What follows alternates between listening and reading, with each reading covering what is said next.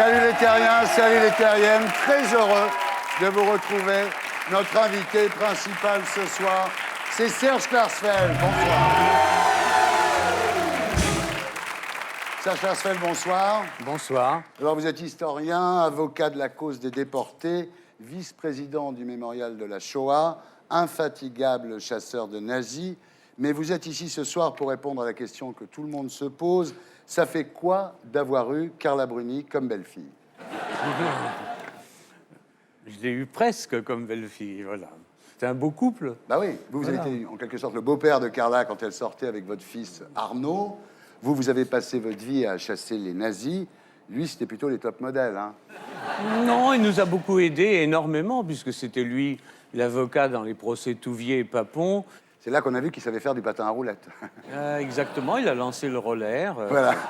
Alors, Serge, en paix, nous serons tous les deux. Nous parlerons de vous, de vos faits d'armes, jusqu'à la révélation, le mois dernier, du durcissement par Philippe Pétain des mesures anti-juives envisagées par les nazis. Pétain antisémite, en même temps, si on avait eu la preuve du contraire, que ça aurait été surprenant. Alors, en P2, nous accueillerons deux nouveaux invités pour commenter avec nous l'actualité de la semaine. Anne Hidalgo, première adjointe du maire de Paris, Bertrand Delanoë. Alors, on parle de plus en plus d'Anne Hidalgo pour succéder à Bertrand Delanoë. En fait, il l'a choisie quand il a su qu'elle connaissait Bambino par cœur. Et en plus, elle est belle. Elle est très jolie, je l'adore. Alors, Anne nous parlera de son livre « Travail au bord de la crise de nerfs » chez Flammarion. Voilà. Toujours en P2, nous accueillerons Philippe Guéluc pour son nouvel album « Le Chat », acte 16, et l'application Le Chat sur iPhone. Guéluc, il est quand même passé de Drucker à l'iPhone. C'est un bond de 400 ans, ça. En P3, après le zapping et Guillon, nous accueillerons notre invité du samedi 20h. Ce soir, Siem Souid, qui nous parlera de son livre « Omerta dans la police », où l'on voit que le racisme est très présent chez les flics, surtout envers les Auvergnats. Voilà, l'émission s'appelle « Salut les terriens » et le groupe Aigrement le Portique.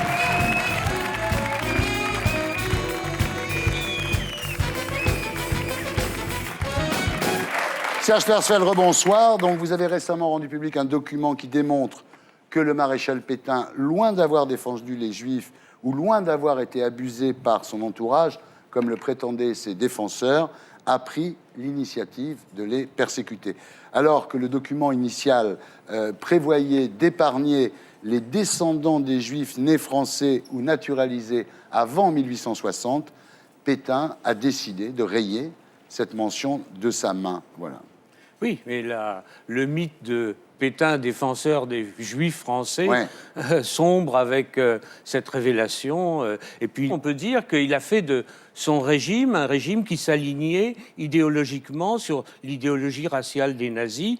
Et quand il a fallu livrer les Juifs, eh bien, il a donné la police française pour les arrêter.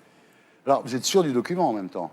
Et les documents ont été expertisés, et donc il n'y a aucun doute là-dessus. Et l'écriture de Pétain est très caractéristique. Non, parce qu'il y a eu les carnets d'Hitler quand même, hein. Les carnets d'Hitler, moi je pensais que Hitler n'avait vraiment pas le temps de rédiger un journal. Donc, vous aviez raison. Il n'y avait pas... Vous aviez raison. Alors après la guerre, la traque des nazis a remplacé la chasse aux Juifs. C'est le sujet et le titre du livre que vous publiez aux éditions Acropole Belfond avec votre épouse Beate Klarsfeld, Isabelle Clark et Daniel Costel.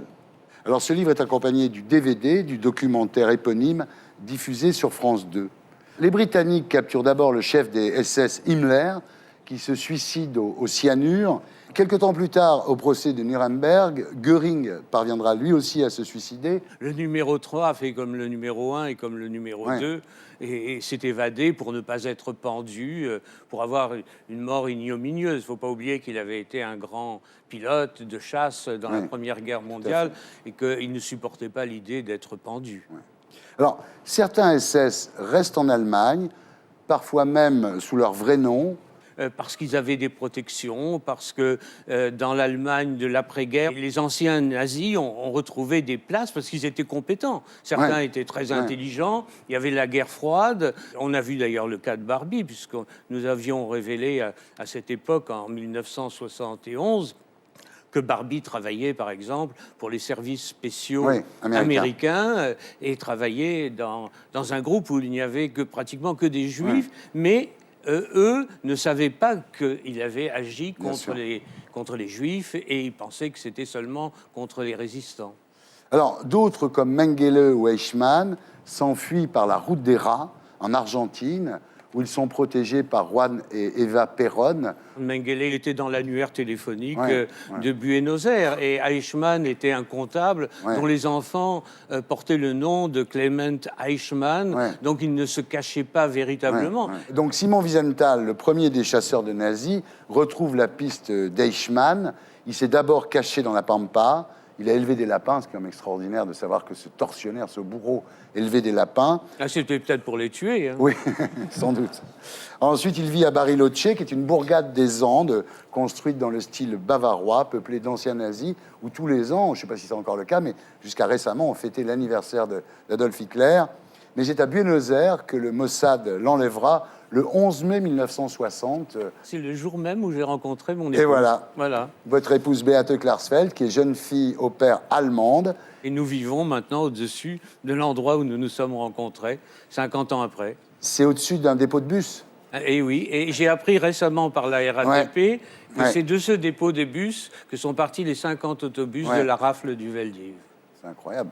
Alors, il y en a un autre qui s'appelle Kurt Kissinger, qui n'a rien à voir, je le dis, avec Henry Kissinger, je dis ça pour les plus jeunes, qui était chancelier allemand à la fin des années 60, qui était un ancien nazi, et qui a été giflé par votre épouse, Beate Klarsfeld, au Congrès chrétien-démocrate. Elle pensait que c'était par des actes qu'on pouvait changer l'image de l'Allemagne.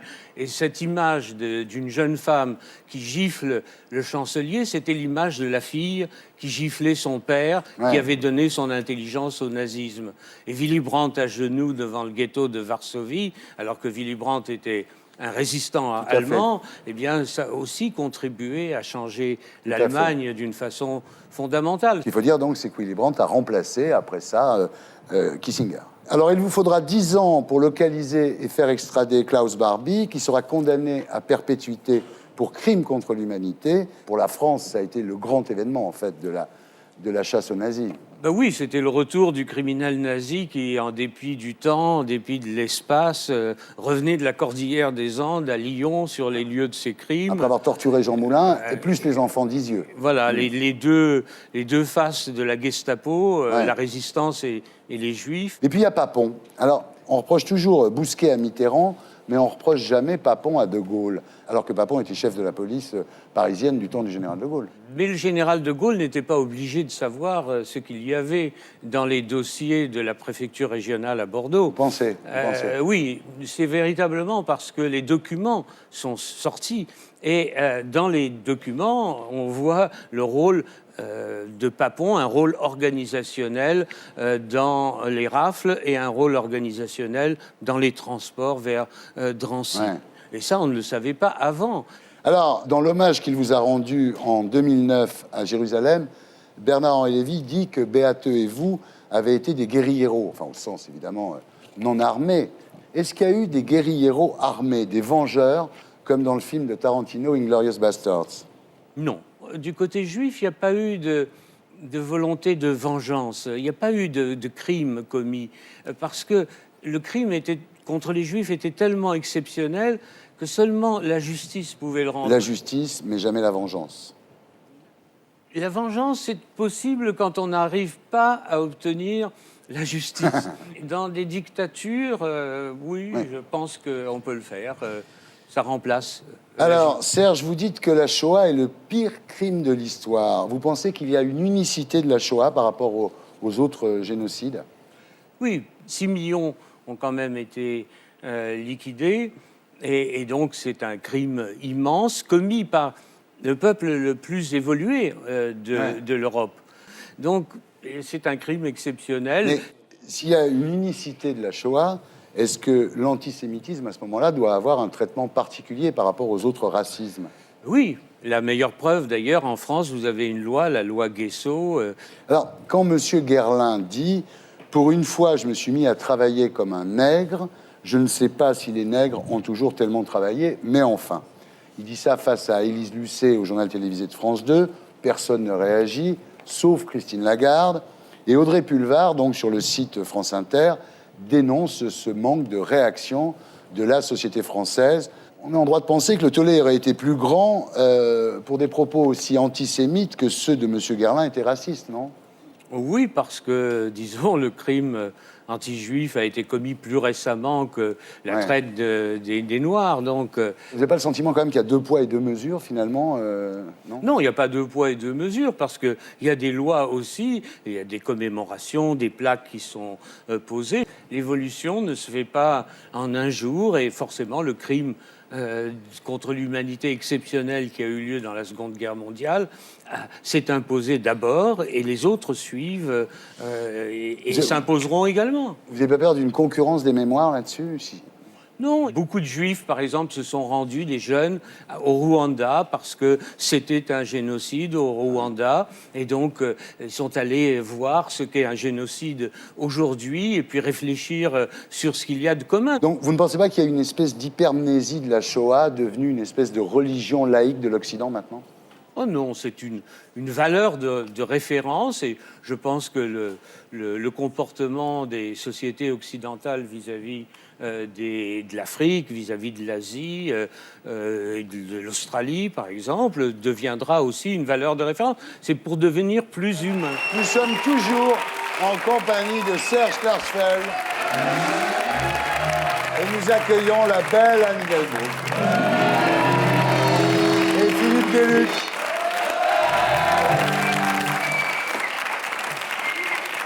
T'as dormi chez moi?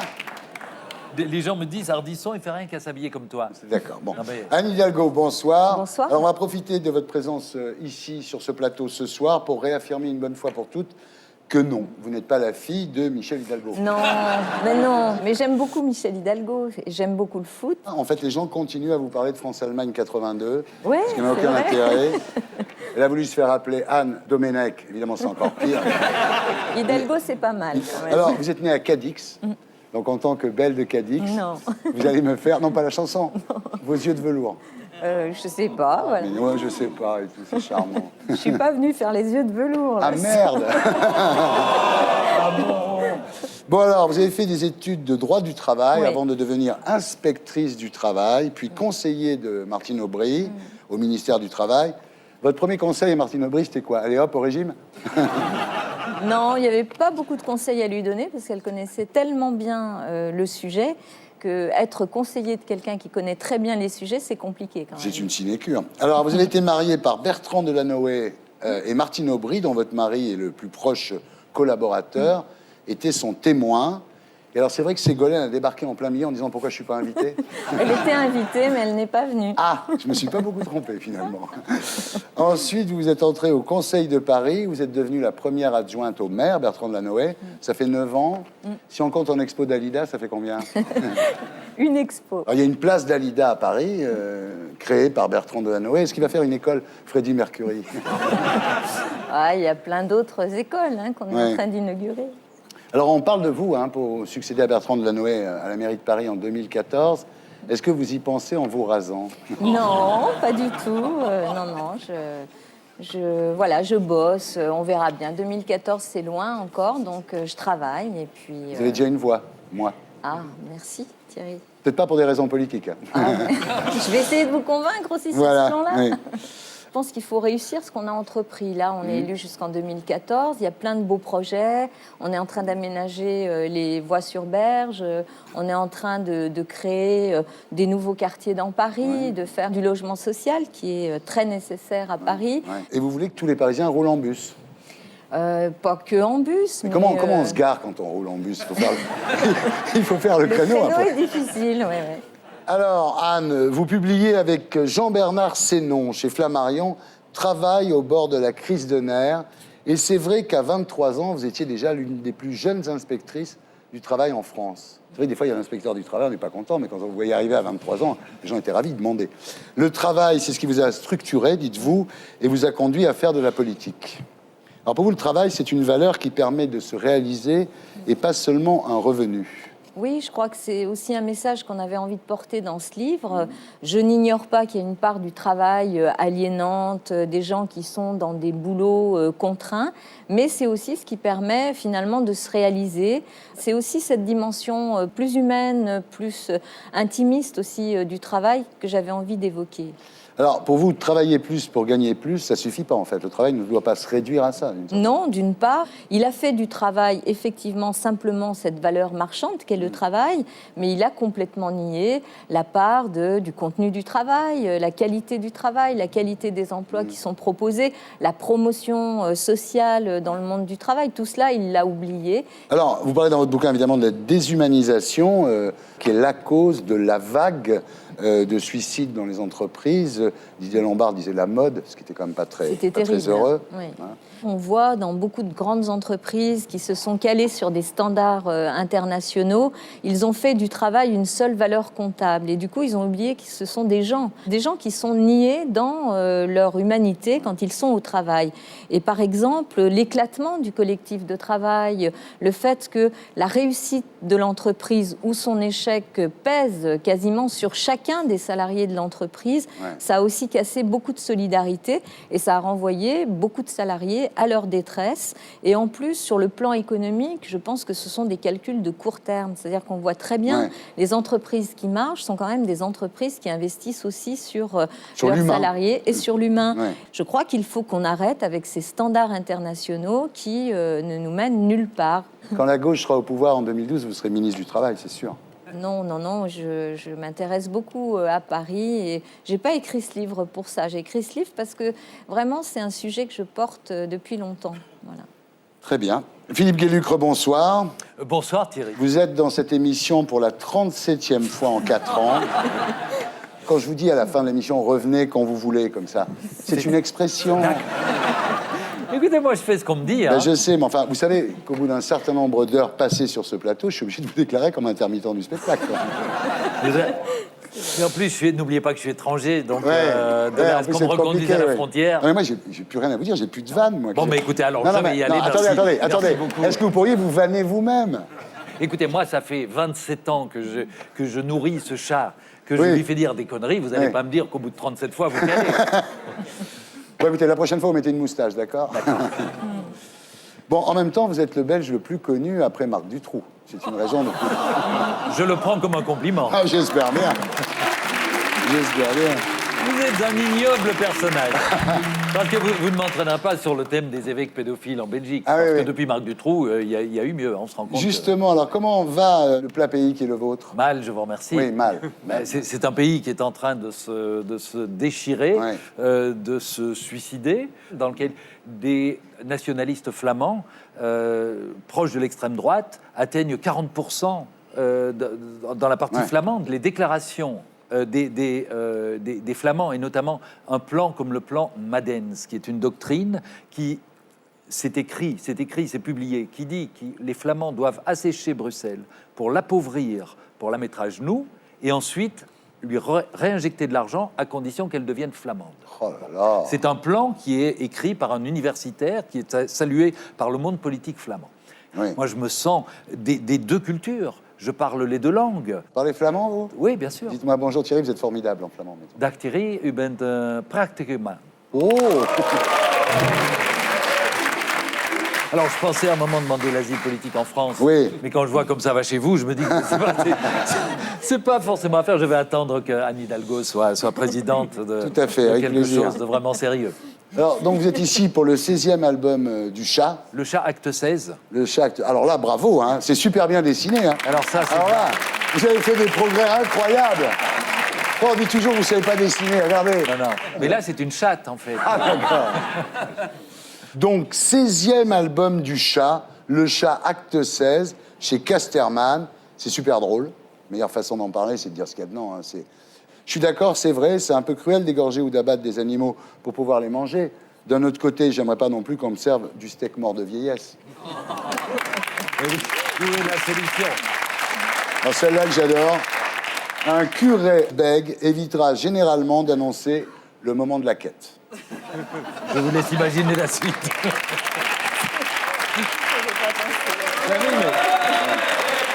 J'en ai encore une. Et si le voile intégral servait seulement à cacher les cheveux gras? Et si la kippa servait juste à masquer un début de calvitie?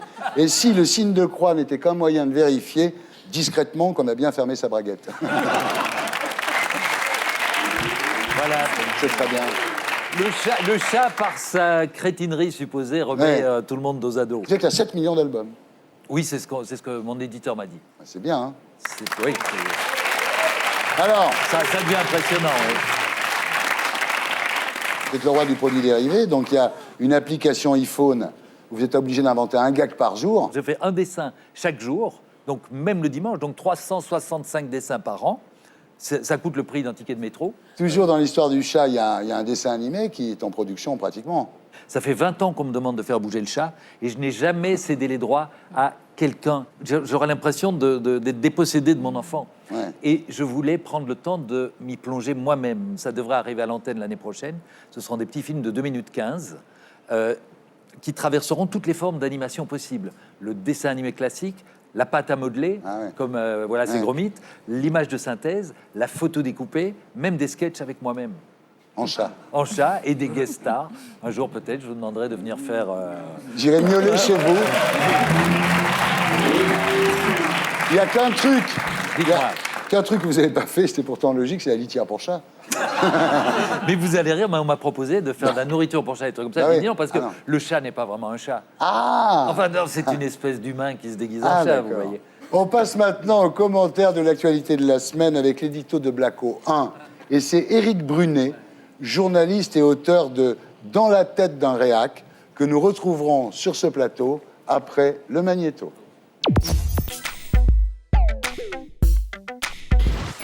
Dans le fond, c'est rudement sympa, ces grandes fêtes protestataires qui font trembler la France. Ça rappelle tellement de souvenirs. Pour les uns, c'est 36 et le Front populaire. Nos parents ont lutté pour obtenir des avantages qu'ils nous ont transmis. À notre tour de lutter pour transmettre nos avantages à nos enfants. 2 ans de retraite, on peut faire la grève pendant 1 mois, 2 mois s'il faut. Il n'y a pas de problème. L'histoire a prouvé qu'en restant unis et déterminés, on peut faire plier le pouvoir. C'est avec enthousiasme et au cri de Vive les 40 heures que les mineurs du carreau d'Anzin, en grève sur le tas depuis 71 jours, ont accueilli la nouvelle de la victoire.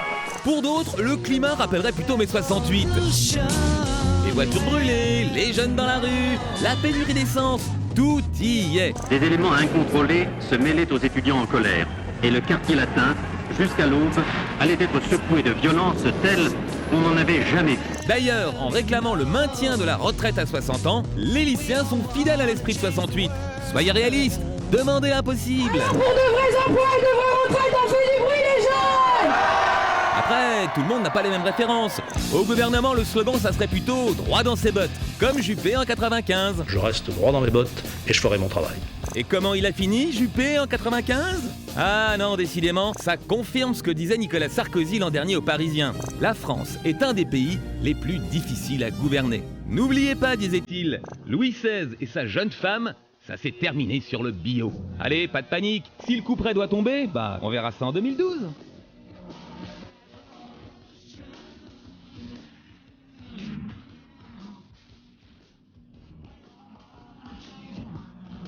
Voilà, c'était l'édito de Blacko 1, mise en image de Julien Grappe. Voilà. Éric Brunet, bonsoir. Alors, votre livre, Dans la tête d'un réac, chez Nil Édition, est l'un des succès de la rentrée. Alors, dites-nous, vous qui êtes réactionnaire, est-ce que les grèves, c'était mieux avant ? Ah oui, les grèves, les grèves, c'est mieux quand c'est de droite, parce qu'il n'y en a pas beaucoup. Hein. La seule à laquelle j'ai participé, c'est l'école libre en 84. Et ça marche. On en fait une et ça fonctionne tout de suite. La droite est plus efficace, même dans les grèves. Il y a l'efficience. Alors, à gauche, ils en font une par jour, à peu près. Il y a toujours des motifs différents. Donc, c'est dilué, le message est dilué, donc on sait jamais. Là, c'était mieux avant, alors, les grèves ? Ouais, c'était plus sympa, puis c'était plus intelligent. Il y avait des slogans intelligents. Là... Ah ben, je lutte des classes, c'est un super slogan. Hein. Peut-être, mais enfin, là, c'est confondant de bêtises. Là, c'est l'image de la crétinisation du monde, ce qui se passe en ce moment. Des gamins de 14 ans qui foutent des torgnoles à des mères qui sont non grévistes et qui déposent leur môme à l'entrée du collège, c'est confondant. Alors, 2010, est-ce que c'est plus 68 ou 95 pour vous ? C'est pas 68, non, on n'est Non. pas du tout dans le même contexte. Non, on est dans quelque chose de plus dur, parce que je crois que la vie, les rêves, les perspectives pour beaucoup de jeunes ne sont pas C'est la remise en cause d'un modèle de société exactement comme 68, non? Oui, ça oui, mais je ne ferai pas la comparaison. N'oublions tout de même pas qu'on a foutu sur la gueule des gens, et des gens qui bossent, et des gens qui ont pas facile. On leur a mis une crise financière, et puis on suit avec la retraite. Et où est le rêve? Où est l'espoir là-dedans?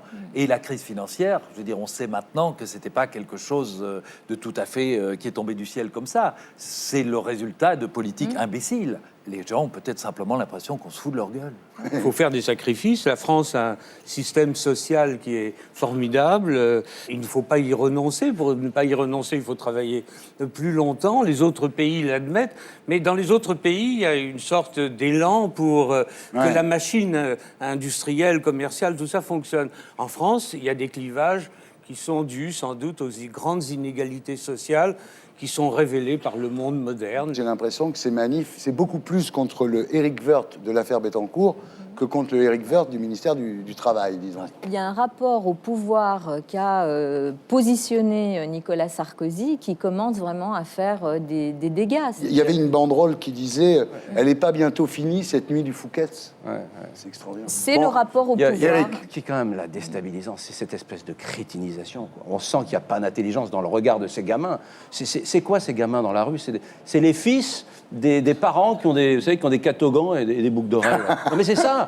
C'est-à-dire que c'est les parents qui tiennent pas leurs mômes qui sont dans la rue. C'est tout. C'est pas plus bête que ça. Jouando disait en 68, rentrez chez vous, dans 20 ans vous serez notaire. Ben là c'est rentrez chez vous, dans 20 ans vous serez guichetier à la SNCF. Quoi. C'est pathétique. Et je trouve dommage qu'il y ait des gens de gauche qui défendent ça parce que c'est pas honorable pour la gauche. Moi je suis de droite, mais je conçois qu'on soit de gauche, pour Jaurès, pour des tas de choses. Simplement, c'est pas honorable quand on est de gauche. C'est nul, c'est midable, ça n'a aucun panache. Si la droite pense comme ça, elle est très mal barrée. Alors là, vraiment très mal barrée. Ça devrait vous rassurer.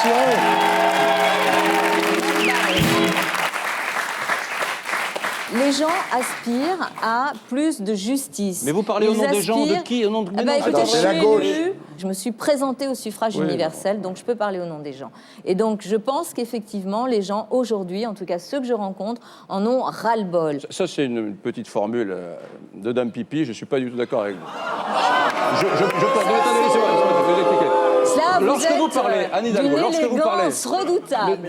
Vous avez quand même une population journalistique, les gens qui tous les jours s'expriment à la télévision, à la radio, dans la presse quotidienne régionale, dans la presse nationale. On sait que, allez, 6% seulement des journalistes en France sont de droite. C'est-à-dire que vous avez globalement une population de transmetteurs d'informations qui sont acquis à votre cause. On le voit aujourd'hui dans la présentation de ce mouvement social qui a émergé en France il y a quelques semaines. On se rend compte que les journalistes sont totalement exaltés. On montre toujours l'UNEF. Regardez les protestations des étudiants et des lycéens. On parle toujours de l'UNEF, formidable. Il y a simplement un syndicat d'étudiants de droite qui s'appelle l'UNI, qui a 50 ans, qui représente des centaines de milliers d'étudiants à qui on ne passe jamais le micro. À Nanterre, 32 000 étudiants. Il y a 50 étudiants qui ont décrété l'arrêt total des cours. 50 étudiants. Je trouve votre présence sur le plateau très amusante. Et Non mais Dame Pipi, c'est... Non, mais je voudrais vous dire, ce que j'attendrais de vous, alors c'est d'organiser une manifestation de gens qui disent clairement, il y en a. Nous voulons que les gens qui ont un travail pénible travaillent jusqu'à 70 ans. Nous voulons que les banques soient de moins en moins taxées pour que le grand capital puisse continuer à faire du profit. Voilà, dites-le clairement. Non, il ne s'agit pas de ça. Regardez ce qu'ont fait les Anglais. Le gouvernement conservateur a dit en Angleterre, 66 ans, la retraite. J'ai l'impression qu'ils ont une distance avec le monde réel qui est moins importante que la nôtre. J'ai l'impression que les Anglais ont compris cela. Vous êtes en prégnance avec le monde réel? C'est un journaliste qui vous parle, de droite, vous l'avez compris, mais il faut arrêter le banc des pleureuses. Je trouverais qu'être un tout petit peu plus lucide sur cette affaire, sur ce qui se passe depuis quelques jours, honorerait la gauche. La gauche n'a jamais réformé les retraites, quand même, quand elle était au pouvoir. La gauche avait entrepris une première réforme qui était de mettre en place un fonds de réserve pour les retraites, qui est d'ailleurs doté de 30 milliards d'euros, qui va être utilisé par ce gouvernement pour financer une partie du plan. Donc nous avions effectivement commencé. Et par ailleurs, puisqu'on nous fait le reproche de ne pas être lucide, réaliste ou je ne sais quoi, la proposition que nous avons faite, nous, au Parti socialiste, permet le financement du régime des retraites fête jusqu'à 2020. Est-ce que vous croyez que la contestation va survivre aux vacances de la Toussaint? Parce qu'en France, il faut quand même qu'on prenne des vacances. Hein. C'est un mouvement qui est compliqué et c'est vrai qu'il y a un gouvernement qui ne donne pas beaucoup de signaux de dialogue. Monsieur Sarkozy, quand il dit « moi, je ne reculerai pas, vous verrez qui je suis ». On va voir qui c'est Raoul. Eh oui. Sarkozy ne reculera pas, il peut plus. Plus ça avance et moins il peut reculer, si je peux me permettre l'expression. Est-ce que ça l'arrange pas que ça tourne mal, lui, son boulot? Ce qu'il aime, c'est être flic, quoi. C'est vrai qu'il aimait bien le ministère de l'Intérieur. Ah, oui. Ouais. Il reste d'ailleurs souvent ministre de l'Intérieur. Est-ce que tu crois que la grève française va être classée au patrimoine de l'humanité par l'UNESCO? Moi, ça m'exalte pas du tout, mais je pense qu'on le mérite, là.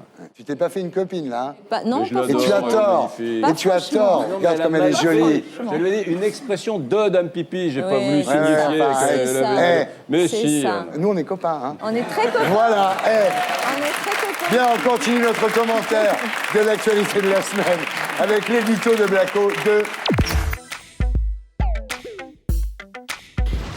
D'ici 1 an, les Palestiniens auront leur État indépendant et ils vivront en paix avec leurs amis israéliens. Bah, quoi, pas la peine de rigoler? C'est l'objectif fixé par Obama lui-même lorsqu'il a relancé le processus de paix entre Israéliens et Palestiniens. Et la paix, Obama il s'y connaît, il a quand même eu le prix Nobel. 2 États, 2 peuples vivant en paix d'ici 1 an, yes, we can! Enfin, ne nous emballons pas, car Abbas et Netanyahou ont à peine eu le temps de se serrer la main pour la photo que les négociations étaient déjà interrompues. Mahmoud Abbas exige qu'Israël suspende la construction de colonies juives dans les territoires palestiniens. Or, Israël vient au contraire d'autoriser la construction de 238 logements à Jérusalem-Est. Les Américains ont dit qu'ils étaient déçus. Comment imaginer que 2 peuples puissent vivre en paix si l'un d'eux s'implante chez l'autre? De toute façon, pour Lieberman, le ministre israélien des Affaires étrangères, c'est pas compliqué. Au Proche-Orient, seuls les forts survivent. Le seul problème, c'est qu'à chaque démonstration de force de son armée, c'est l'image d'Israël dans le monde qui se dégrade. Selon un sondage mené dans 28 pays par la BBC World, à part les Américains, toutes les nations interrogées jugent l'influence d'Israël dans le monde plutôt négative. Voilà, c'était l'édito de Blacko 2, mise en image de Julien Grap. Alors Serge Klarsfeld, moi je trouve que vous n'exprimez pas beaucoup sur le Moyen-Orient, alors c'est l'occasion ou jamais. Israël vient d'autoriser la construction de 238 logements à Jérusalem-Est. Pendant le processus de paix, ils auraient pu se contenter d'un camping pendant qu'on discutait. Bon, je trouve que c'est normal de construire à Jérusalem, autour de Jérusalem. Ça ne signifie pas qu'un jour, il n'y aura pas pour la ville arabe une capitale d'un État palestinien, mais autour de Jérusalem, bon, c'est une question qui est relativement secondaire, parce que les rectifications territoriales, ils peuvent les faire. Hein. Les frontières étaient des frontières de 48 qui sont modifiables, il suffit de négocier. Vous arrivez encore à justifier cette position? Oui, tout à fait. Autour de Jérusalem, on peut très bien continuer à construire, non pas les colonies, parce que c'est le mot qui a été choisi ici, hein, ce n'est pas des colonies, ce sont tout simplement des implantations. Israël a le droit de construire en Cisjordanie?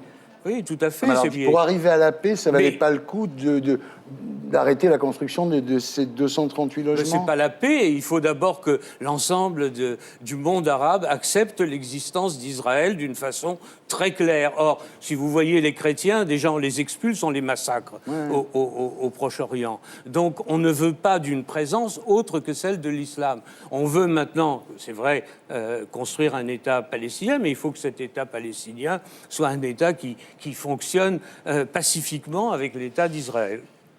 Donc je comprends maintenant pourquoi vous n'avez pas signé le J-Call. Ben oui, je n'ai pas signé le J-Call. Ouais. Anne, vous en pensez quoi? Moi, je pense que la colonisation n'est pas compatible avec le processus de paix. En plus, il y a une autorité palestinienne avec aujourd'hui des dirigeants dans cette autorité palestinienne qui sont des gens responsables. Je crois qu'il faut faire confiance à des hommes et des femmes qui sont aujourd'hui à la recherche de cette paix. Monsieur Gueluc. Béni le ciel, si je peux dire, qu'en Belgique, il n'y ait qu'une religion. Ce qui fait que les affrontements de ces deux cultures n'ont jamais dégénéré dans le sang. Ce qui a été le cas en Irlande, où il y avait 2 religions, en ex-Yougoslavie, où il y avait 2 religions, et malheureusement, sur les territoires dont nous parlons. Ce sont souvent les religions qui poussent les gens à s'entretuer, et pas les cultures. Une super conclusion, là, il faut que tu dises un truc énorme maintenant, là. Moi, je suis favorable à ce qui est la paix entre les peuples, là-bas comme ailleurs. Vous rejoignez Miss France sur ce discours. Merci d'avoir été avec nous, en tous les cas, Eric. Nous sommes toujours en compagnie de Serge Schwarzfeld, Anne Hidalgo, Philippe Gueluc. Et nous accueillons notre invité du samedi 20h ce soir, Siem Sweet, bonsoir. Siem, bonsoir.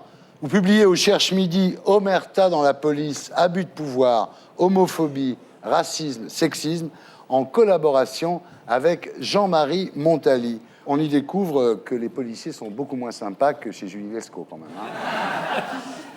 Est-ce que les policiers ne se lâchent pas plus maintenant qu'ils savent que Brice Hortefeux a été condamné pour injure raciale? Oui, malheureusement.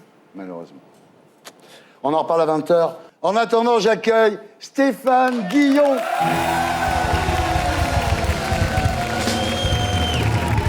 Bonsoir. Bonsoir Stéphane. À vous Stéphane, pour la semaine des Guillons.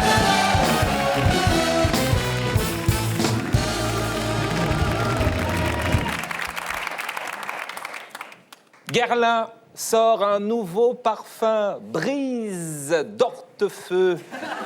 Quand il y a un étranger dans une pièce, ça va, mais quand il y en a plusieurs, pulvérisé, Brise d'Hortefeux.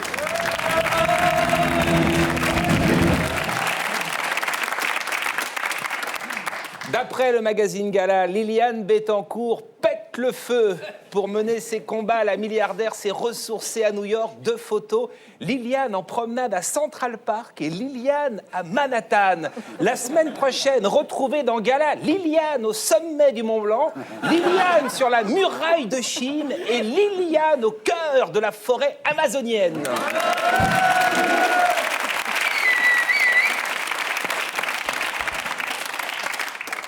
Promotion exceptionnelle pour la Toussaint. 1 000 € d'économie sur une tombe en granit.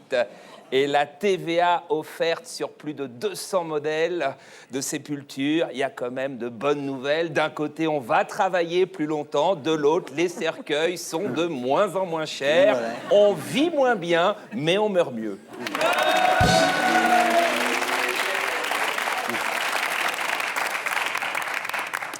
Au CHU de Bordeaux, 14 heures après avoir été déclarée en état de mort cérébrale, une patiente ressuscite.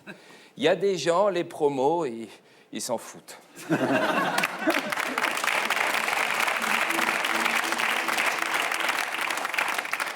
Catherine Deneuve nous a présenté sa nouvelle robe.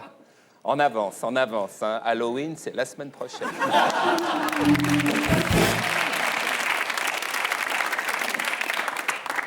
Après avoir incité les jeunes à descendre dans la rue, Ségolène Royal est partie en week-end à Venise.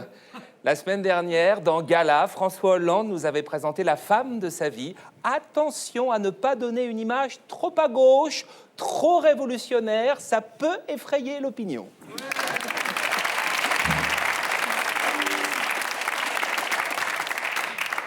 Un septuagénaire mis en examen pour le viol de ses petits-enfants.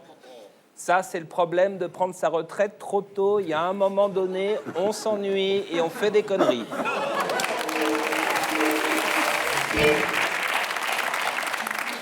Un document exceptionnel. On a retrouvé la toute première photo de Roselyne Bachelot. Il s'agit d'une échographie de sa maman enceinte. Il y a déjà tout, le sourire, le regard et la bouche.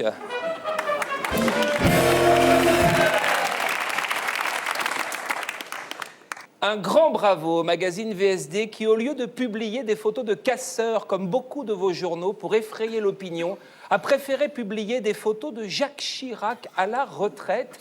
Ça fout la trouille. On n'a plus du tout envie d'arrêter de bosser.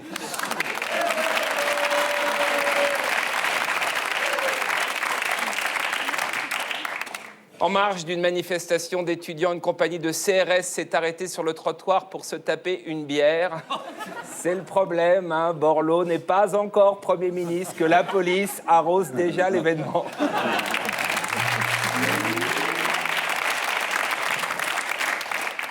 Pour combler vos rides, mesdames, mieux que le Botox, le flashball. Manifester, ça rajeunit.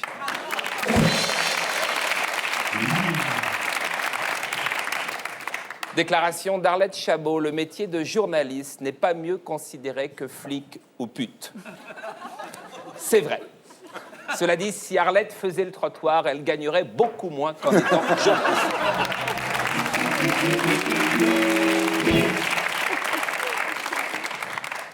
Frédéric Bousquet, suspendu pour dopage. Le compagnon de Laure Manodou a expliqué avoir pris une pommade pour soigner des hémorroïdes. Après, c'est une question d'image. Est-ce qu'il vaut mieux passer pour un drogué ou un type qui a des hémorroïdes?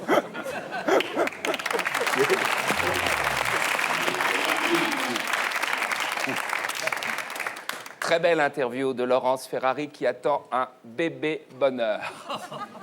Nous, on attend des bébés malheurs, des bébés moches, des bébés qui font chier. Laurence, elle attend un bébé bonheur.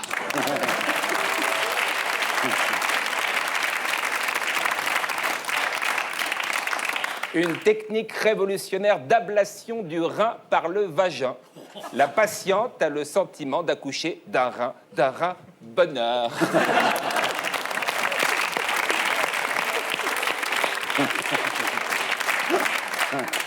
Déclaration de Julie Zenati. Être enceinte me permet de chanter mieux.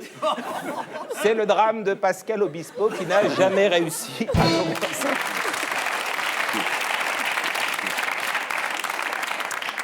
François publie les vrais prix de la santé. Si vous êtes pauvre, évitez d'être cardiaque. 49 000 €, une greffe du cœur. Pareil pour la leucémie, 22 600 €. De bonnes surprises, en revanche. La chimio, 380 € la séance. Bien moins cher qu'une appendicite, 6 200 €. Ou qu'une fracture du bras, 650 €. Donc, restez chez vous et fumez. Le cancer, c'est ce qui reste de plus abordable.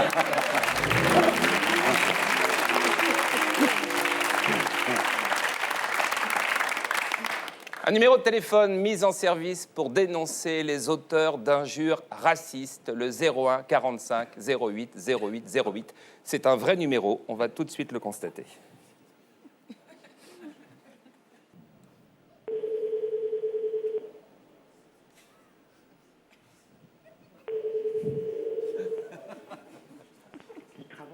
Oui, bonjour, c'est pour dénoncer un acte raciste. Alors, en fait, il faudrait rappeler demain matin, à partir de 9h, parce que notre service juridique est fermé pour l'instant. Ah, flûte. Prenez juste le message et passez-le, quoi. D'accord. Alors, donc, l'adresse de la personne, c'est place Beauvau, dans le 8e. D'accord. C'est monsieur Hortefeux Brice qui a déclaré...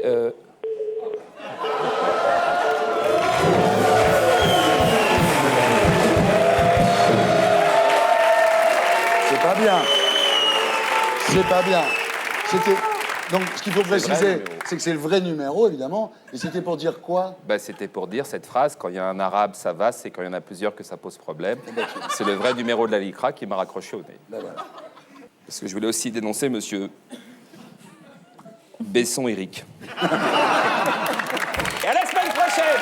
Salut. Voilà, c'était Stéphane Guillon que vous retrouverez ici la semaine prochaine. Et d'ici là, sur canalplus.fr. On passe maintenant à notre invité du samedi 20h.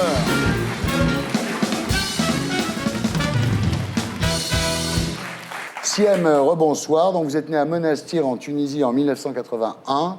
2 ans plus tard, votre père décide d'aller tenter sa chance en France, à Thiers, dans le Val-de-Marne. Et ce n'est pas le premier Souïd à traverser la Méditerranée, puisque votre grand-père avait combattu avec les soldats français pendant la Deuxième Guerre mondiale. Oui. Alors en France, vous avez une enfance heureuse, paisible. Très heureuse. Famille soudée. Oui. Alors à Noël, c'est cadeau plus dinde. Et pour l'Aïd, c'est cadeau plus mouton. Oui.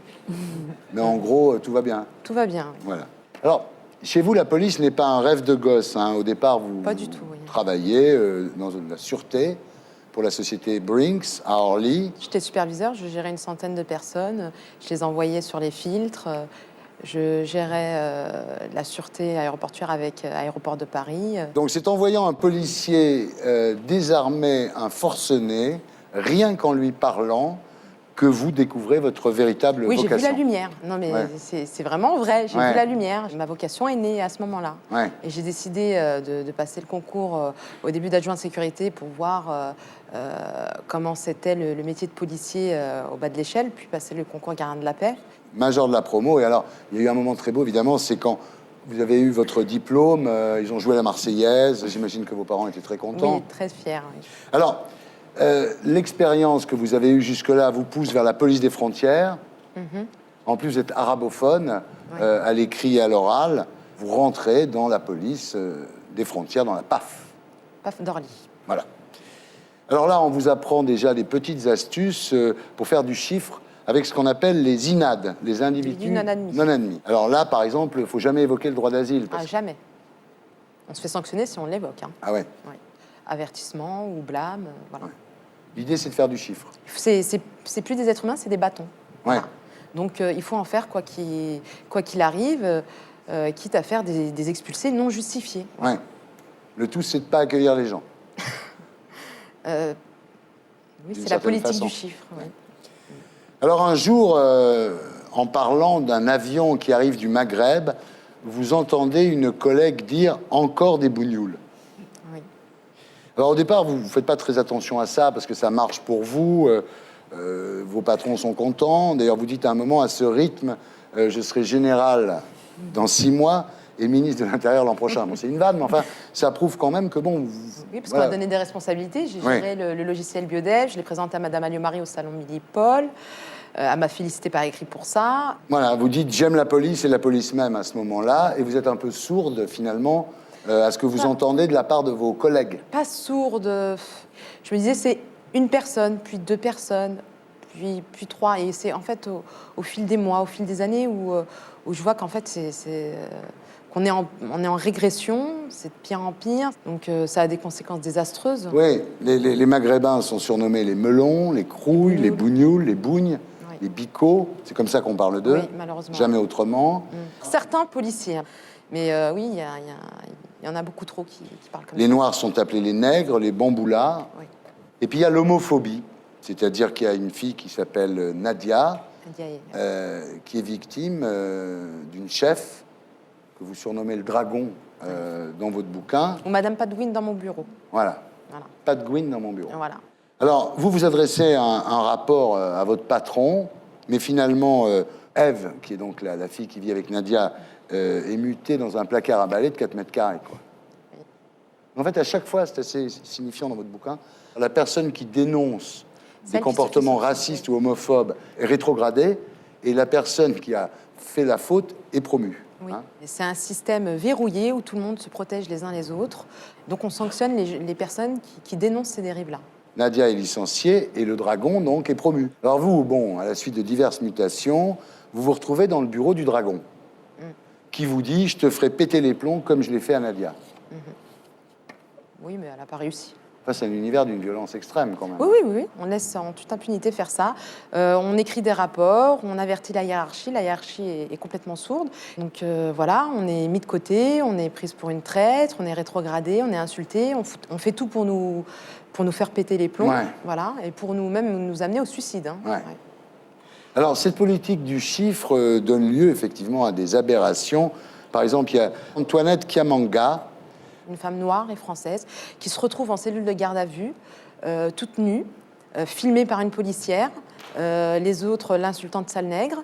Personne n'est sanctionné, tout est étouffé. Et elle était complètement innocente. Elle a été blanchie après 24 heures en plus. Excusez-moi, mais c'est ce qui se passait en Irak, à Abu Ghraib. Hein. Mais la différence, c'est que les Américains sanctionnent quand même ceux qui les ont commis. La France étouffe et sanctionne ceux qui les dénoncent. Alors là, donc, vous devenez un petit peu le mouton noir et on vous dit, si vous prenez la défense de ces gens-là, c'est parce que vous êtes tunisienne, en fait. Oui, c'est dû à vos origines. Je le prends très mal, bien sûr. Alors là, vous vous affrontez au patron de la PAF, qui s'appelle Bianchi. Vous dénoncez sa corruption. Vous dites qu'il faisait des voyages à l'œil, enfin, etc. Oui, j'ai dénoncé tout ce que je savais, bien sûr. Ouais. Et en fait, remarquez, il sera limogé, lui. Oui. Là, vous saisissez la halde. Ce que vous découvrez, c'est qu'en fait, sur les dossiers des Arabes, il y a marqué arabe. En rouge, oui. Sur le dossier de candidature d'Imed, un lieutenant de police. Je compare ça à l'étoile jaune, en 40, quoi, malheureusement. Et quand Michel Alliot-Marie est avertie de ça, elle dit, mais pas du tout, c'est pas parce qu'ils sont arabes, c'est parce qu'ils parlent arabe. Oui, c'est ce qu'elle dit. Pourtant, il y a des formulaires adéquats pour la langue choisie. Alors, un soir, vous vous faites violer. Et vous réalisez que vous avez peur d'aller porter plainte parce que vous avez peur d'une vengeance de vos collègues. Alors, quand vous portez plainte, les flics vous disent que vous étiez consentante et ils veulent démontrer que vous étiez une affabulatrice. On m'a demandé de retirer ma plainte, qu'il allait se marier dans un mois, qu'il a un casier judiciaire vide. On m'a dit, il est beau, non? De reprise d'une femme lieutenant, m'a dit ça. Donc la confrontation s'est très très mal passée. Il n'y a que moi qui avait les questions. Lui était tranquille sur sa chaise. Il se sentait limite gêné. Il faut préciser que ce n'était pas un policier. Hein. Ah non, ce n'était pas du tout un policier, non, bien sûr. La capitaine qui m'a reçue après m'a dit qu'il partait en correctionnel et elle m'a dit qu'elle s'est justifiée en disant qu'on mettait la pression aux victimes de viol comme ça pour savoir si elles disaient la vérité. Voilà. Donc elle m'a dit que c'était une pratique courante. Ah, d'accord. Voilà. Vous dites que le silence, c'est le début de la complicité. Oui. Et vous avez décidé de briser l'omerta. Oui. Je pense que c'est mon devoir de citoyenne de l'avoir fait. Voilà. Ouais. Mais vous violez le devoir de réserve en même temps. Oui, mais je dis oui au devoir de réserve pour assurer la sécurité des citoyens et non au devoir de réserve pour cacher des abus de pouvoir, du racisme, de l'homophobie et tout ce qui est contraire aux valeurs républicaines. Ouais. Voilà.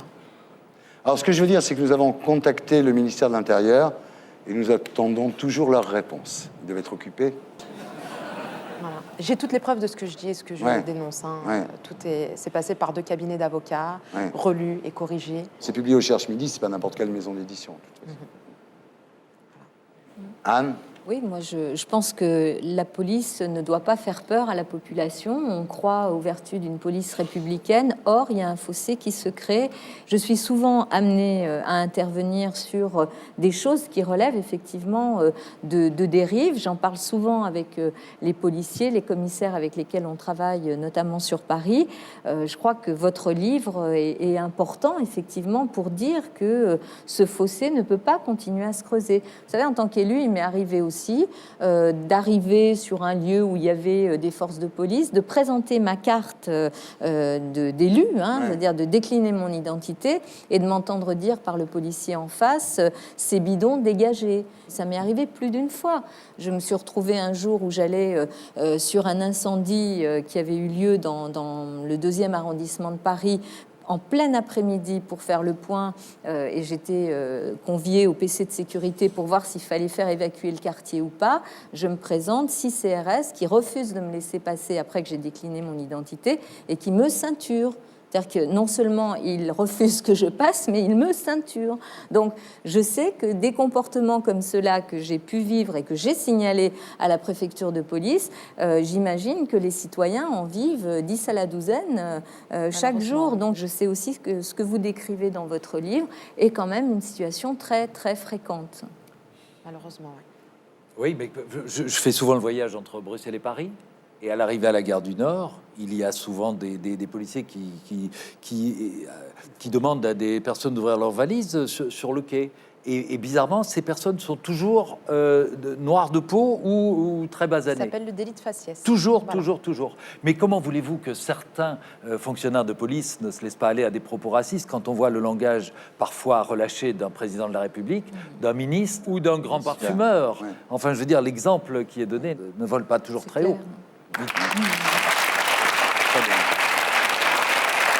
En tous les cas, vous êtes courageuse. Vous auriez pu continuer à rien dire. Mais ma conscience, elle me rattrape. C'est bien. Voilà. C'est bien. Bossez toujours dans la police, mais plus à la PAF. Oui. Voilà, c'était Salut les Terriens avec Serge Klarsfeld pour la traque des nazis de 1945 à nos jours. Le livre et le DVD chez Acropole. Anne Hidalgo, première adjointe au maire de Paris, pour travail au bord de la crise de nerfs chez Flammarion. Philippe Gueluc, pour le Chac 16 chez Casterman. Et l'appli iPhone avec des dessins inédits. Éric Brunet, pour Dans la tête d'un réac aux éditions Nil. CM Swede, pour Omerta dans la police au Cherche Midi. Merci à tous ceux qui m'ont aidé à faire cette émission. Je vous laisse avec le SAV des émissions et groland.com. Et pour les abonnés à 20h50, Mensch avec Samy Frey et Anthony Delon. Voilà, on se retrouve la semaine prochaine. Et d'ici là, sur canalplus.fr. Salut les gars!